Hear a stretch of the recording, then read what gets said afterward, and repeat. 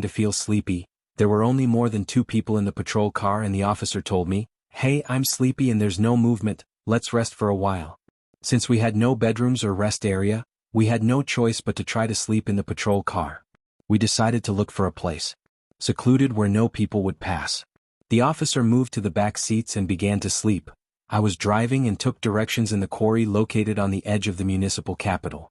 However, I had only been working there for a short time. I didn't know the streets or the best places to stop. I drove to a colleague's house, but turned off the lights of the patrol car so as not to attract attention. The moonlight dimly illuminated the path.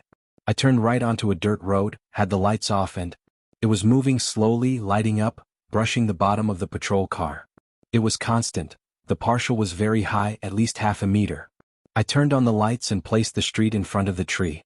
I was going to the right but I missed the street for a moment so I decided to turn the lights back on. That's when I saw it. There was that thing, his image stuck in my mind. It had the body of a kangaroo and the head of a dog and short hands. In those hands he was holding a rabbit and he was devouring it, the poor rabbit's blood.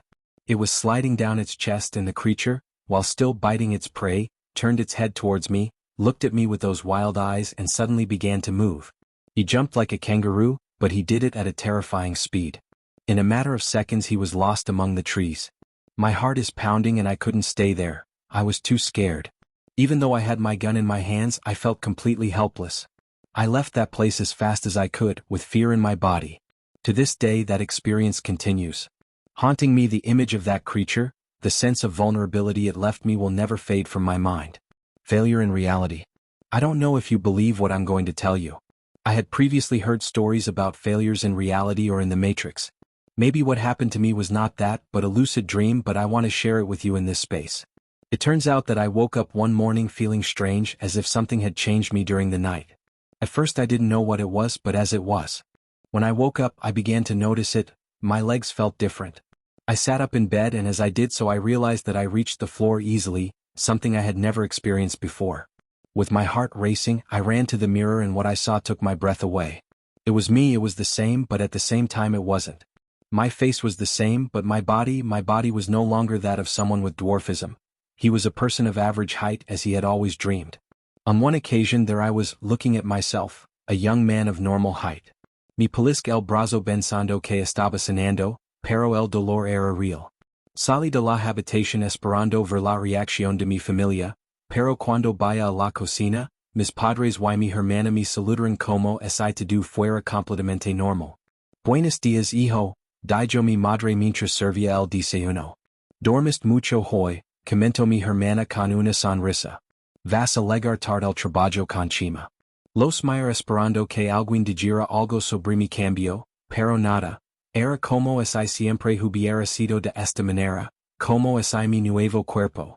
It was the most normal thing in the world. I sat at the table in a daze and ate in silence while my mind tried to process what was happening. After breakfast, I went out to the treehouse. My job at the gas station, every step I took felt like a new experience. The way I moved my legs, the different perspective from which I saw the world, everything was completely new. I walked down the street feeling like a stranger in my own life. As I went along, I began to notice strange things, little details that I didn't know. They fit with what I knew. And it is here that I doubt whether what I experienced was a failure of reality or a lucid dream. For example, the colors of the Mexican flag were red, white, and green, but there was something about the shades that wasn't right. The green was brighter, the red darker. People passed by me without noticing me and without looking at me with surprise. It was as if everything was fine and as if it were normal, which was different before because it always aroused curious looks as I walked. I passed by a record store and saw a poster in the window that made me stop. Homage to Juan Gabriel. It was a living tribute, as if this person was still alive. I stared at the sign in disbelief. Juan Gabriel alive. He clearly remembered the day of his death and how the whole country had stopped to mourn his loss, but there he seemed to be alive and receiving a tribute. I shook my head thinking that maybe I hadn't heard well and that I was confused. I kept walking, but as I went, strange things caught my attention. People wore clothes that seemed to be taken from another era. The cars had different designs, a little older, as if they were in a past version of the world. I got to the corner where I always took the subway to go to the gas station, but I stopped in my tracks. There was no metro station. In its place was a bus stop. I looked around looking for a familiar subway logo, but it wasn't there.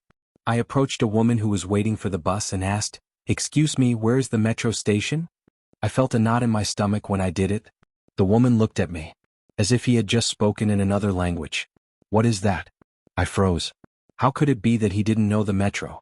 Mexico City was a fundamental part of daily life, but this woman had no idea what she was talking about. I decided to take a taxi thinking that maybe I had gotten confused and maybe I was in the wrong place. When I told the taxi driver where I was going, he nodded and took me to my destination. The most surprising thing was when he charged me. It was a ridiculous amount, as if the price of transport, it would be much lower than it should be. I paid and thanked and got out of the car feeling more and more confused. I arrived at the gas station and started my shift, trying to act normal. My colleagues greeted me as always without noticing anything strange about me. Everything seemed the same and at the same time completely different. I spent the day in a kind of trance, waiting for everything to go back to normal or for someone to give me an explanation of what was happening. At the end of my shift I came home and still felt like I was being in an alternate version of my life. I felt mentally and emotionally drained. I lay down on my bed, hoping that sleep would free me from this confusion. I closed my eyes and darkness enveloped me. When I woke up, I didn't know how much time had passed. I looked at the clock and saw that only a couple of hours had passed. I sat up in bed and immediately knew that something had changed. My legs, my body, everything had gone back to the way it was before. I ran to the mirror, almost fearing what I would see, but I was already in the reflection of my body as I was. When I met him, I felt a mixture of relief and bewilderment. What had happened? Had it been a dream, a hallucination? But it had all been so real, so vivid. He remembered every detail, everything that didn't fit in that strange world. The flag, Juan Gabriel, the lack of the subway. I left the room and found my family in the kitchen, looking at me with the same familiar looks as always. "Are you okay, son?" my mother asked worriedly. I nodded slowly, not quite knowing what to say. "Yes, I think so." I knew there was no point in telling him what I had said. He had experienced. They wouldn't believe me, and at the same time even I didn't quite believe what had happened. But something inside me knew that I had been somewhere else in another reality, if only for a couple of hours. This experience left me thinking for days. I couldn't help but wonder if there are other versions of my life, other dimensions where things are different, where I am different, and although I didn't understand how or why it had happened, I knew that I had glimpsed something bigger, something that defied everything. What I believed about this world. Since then, every time I walk the streets of Mexico City, I can't help but look around. I look for those little details that never fit, seeing that maybe, just maybe, I'm about to cross that other reality again, one where everything was almost the same but at the same time profoundly different. The woman who followed me into the house. This story happened to me in 2016. It was a night that seemed normal, but it ended up being one of the strangest experiences of my life. I'm from Nicaragua.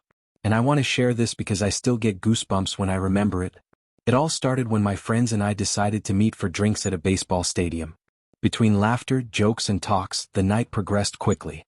I suddenly realized it was 12 midnight. By then, my friends were already pretty drunk, so I decided it was best for us to leave. Since I was the only one who was more or less sober, I had to take each of them to their homes. First I left 2 of my friends without any problem later. I took care of 2 others, finally leaving everyone at home. When I finished, it was already about 2 in the morning and I had to walk home alone. As I walked through the deserted streets, I felt something strange, a presence behind me. It was as if someone was following me, but every time I turned to look, there was no one there. I was overcome by a shiver, but I didn't think much of it and continued on my way. When I got home, I closed the door and relaxed a little. I lay down to sleep, but that's when it started. To the really strange thing, my grandmother, who was sleeping in another room, began to laugh out loud.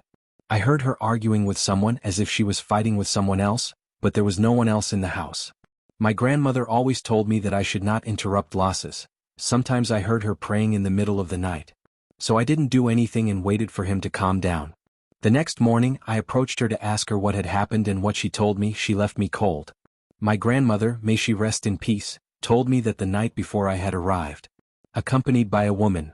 According to her, this woman was very mistreated and wore worn old clothes. It's the kind of clothing you don't see these days. My grandmother told me that in her dream the woman had spoken to her, telling her that I had invited her into the house.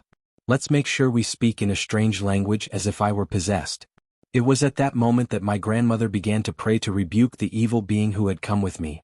According to her, after much insistence, the woman disappeared, but not before leaving a heavy and chilling atmosphere in the house.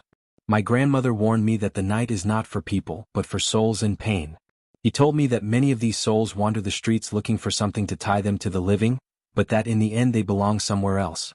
He also advised me to be more careful when going out at night. You never know what you might find in the dark. To this day I remember the words of my grandmother, Dona Mildred, and every time I walk alone at night, I can't help but feel that presence behind me. Mind the session that shouldn't have been. Story shared by Rebecca Flores. I remember that time well. We were in high school and we thought nothing could scare us. We were curious young people and we loved the forbidden. There were 4 of us inseparable friends. Mariana, Carla, Laura and me. We were one of those who were not satisfied with the horror stories that others told. We wanted to experience it for ourselves. And that's how we came up with the idea of playing with the Ouija board. It was Laura who brought the board to school. One day he had found it in a chatter shop and bought it almost as a joke, a fun thing to pass the time. I don't know what we were thinking. Maybe we wanted to impress the boys or just feel the adrenaline rush that the forbidden gives you.